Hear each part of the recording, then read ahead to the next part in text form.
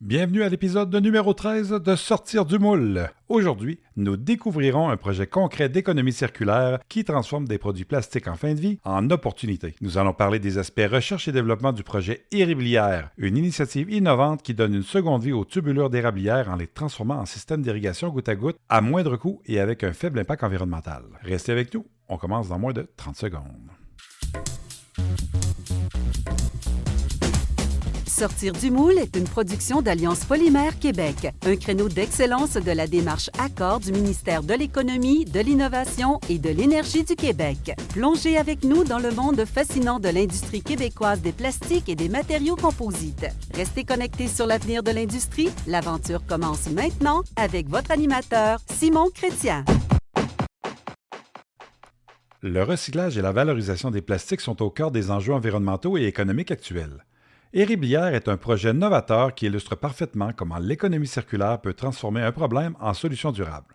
Cette initiative est portée par deux organismes à but non lucratif, dont Environec du groupe Aptas situé en Beauce et Verger d'Afrique à Montréal, avec pour objectif de valoriser les plastiques issus de l'acériculture et de l'agriculture québécoise.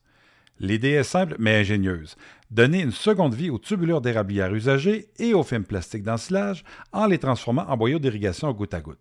Ce système d'irrigation éco-responsable permet non seulement de détourner ces matières résiduelles des sites d'enfouissement, mais aussi d'offrir une alternative plus abordable, performante et à faible empreinte carbone comparativement aux équipements importés.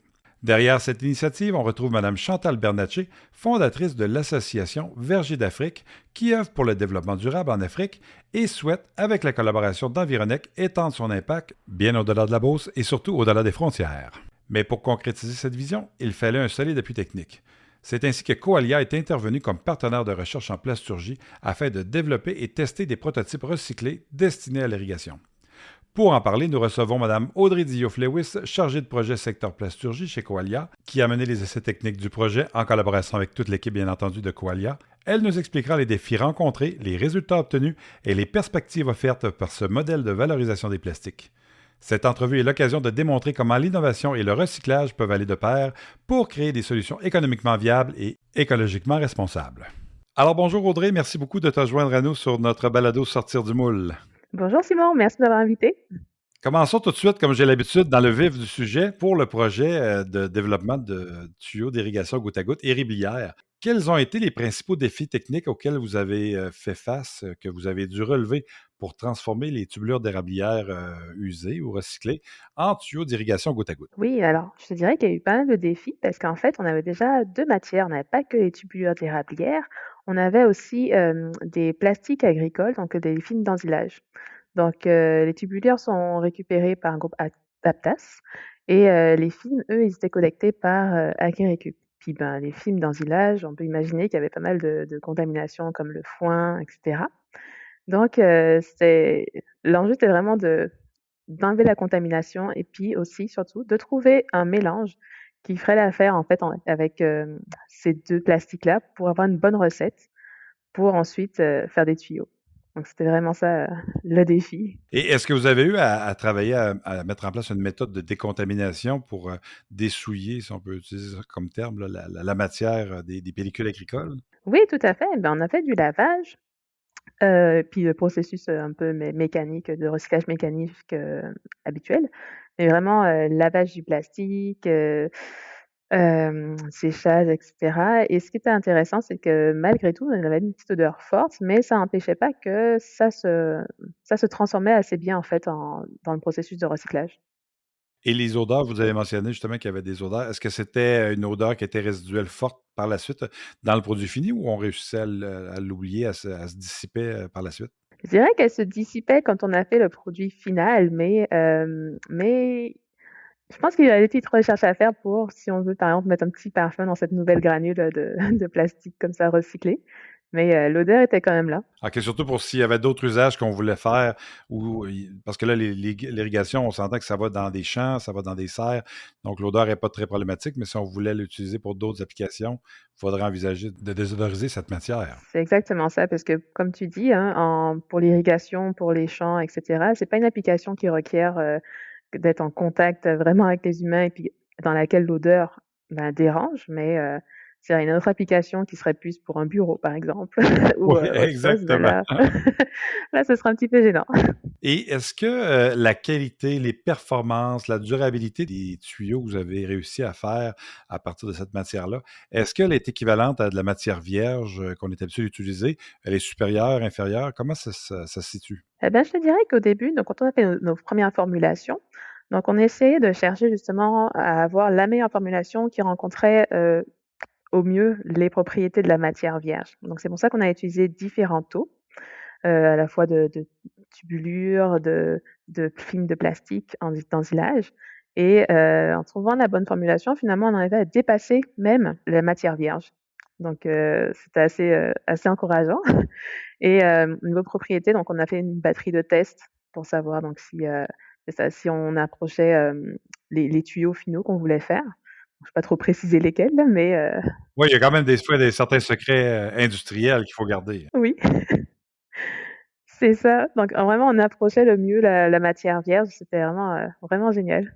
Et est-ce que cette matière-là, vous l'avez testée aussi pour voir sa durabilité à long terme? Est-ce qu'on est capable d'avoir une durabilité dans le temps aussi longue que lorsqu'on le fait avec la matière vierge, ou sa durée de vie est raccourcie du fait que la matière a déjà un certain nombre d'années de vie d'expérience, on peut dire? Bah, c'est une excellente question. En fait, on n'est pas allé jusque-là avec ce projet-là parce que, ben, c'est toute une étude en soi finalement, l'étude, de durabilité. Est-ce que ça va résister combien de temps dans l'environnement? Est-ce que ça va se dégrader? Mais on sait que c'est déjà après le recyclage qu'on a fait, la qualité de la matière était déjà assez bonne. Donc on sentait déjà que ça va durer, assez longtemps et puis, il y a aussi l'utilisation. Je dirais que dans ce secteur-là, ben, à un moment ou à un autre, il faut changer des fois, c'est soumis des fois à des réglementations, il faut changer, assez souvent, peut-être des fois aux 5 ans là, je ne sais pas exactement le chiffre exact, mais, des fois il faut changer, mais on sait que la matière, elle va rester, au moins 5 ans, ça c'est sûr, là, c'est quand même un plastique. D'accord, donc il y a quand même une bonne durée de vie, puis ça vaut la peine là, pour ceux qui voudraient acheter, parce qu'on a autant l'investisseur qui va commercialiser, qui va investir pour fabriquer ces produits-là, qui veut que qui veut le vendre, qu'il y ait une confiance dans le produit, mais il y a aussi celui qui va acheter, qui veut acheter un produit qui est durable, qui va durer. Donc C'est ça, on s'attend comme ça encore de nombreuses années de vie pour le produit final. tout à fait. C'est vraiment intéressant. Et ce projet-là démontre qu'il est possible de transformer des déchets plastiques, ou en fait, on dit déchets, mais c'est plus des plastiques qui sont en fin de vie utile par rapport à l'usage qui lui était destiné, mais on est capable de le transformer justement en produit à valeur ajoutée.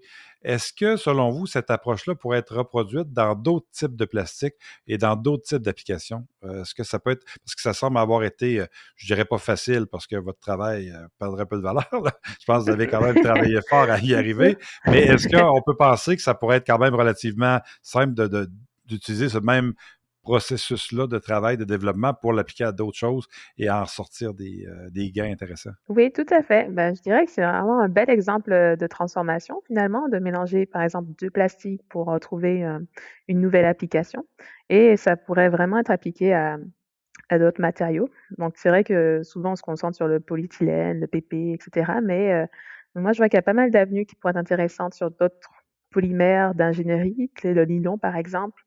Donc c'est sûr que quand on mélange 2 plastiques, donc on se pose la question aussi un peu en éco-conception de qu'est-ce qui va devenir quand on va devoir le recycler, ce nouveau matériau-là?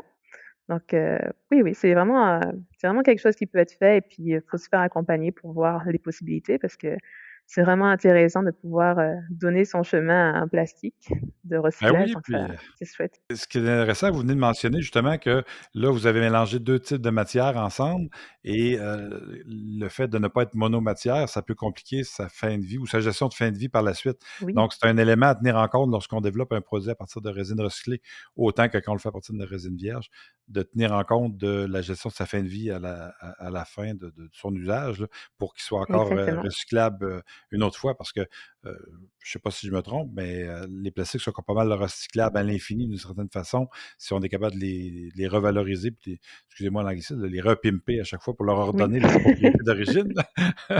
Fait que je sais pas, exactement, c'est ça. est-ce que c'est complexe quand même de faire ça? Est-ce que ça devient à un moment donné qu'on voit une fin utile qui est plus proche qu'on peut penser, ou ça se fait quand même bien de maintenir ces plastiques-là en circulation? Bah, ça se fait bien quand même, je dirais. C'est sûr que c'est un l'idéal vraiment serait d'avoir juste des monoplastiques. C'est encore plus facile à recycler et puis, ne pas les mélanger dans les nouveaux produits, ce serait encore mieux. Mais finalement, je veux dire, chaque mélange, chaque plastique a quand même son utilisation. Pourquoi on a des composites? C'est parce qu'on veut aller plus loin, on veut des performances différentes pour telle application. Donc, si on arrive à trouver, même en mélangeant des plastiques recyclés, différentes propriétés qui vont permettre de l'appliquer dans une nouvelle application d'ingénierie ou quelque chose de plus poussé, c'est toujours bénéfique, je pense, pour continuer dans ce recyclage et puis, trouver des avenues. Donc, oui, ouais, ça se fait. Ça se fait bien de mélanger, puis même, on a déjà vu des exemples, de personnes qui mélangeaient du plastique, recyclé avec du bois pour faire des bancs, par exemple, des choses, décoratives et utiles aussi. Donc il y a c'est sûr que ça complique légèrement quand même, mais je pense qu'on va même d'ici là, on va peut-être trouver d'autres solutions.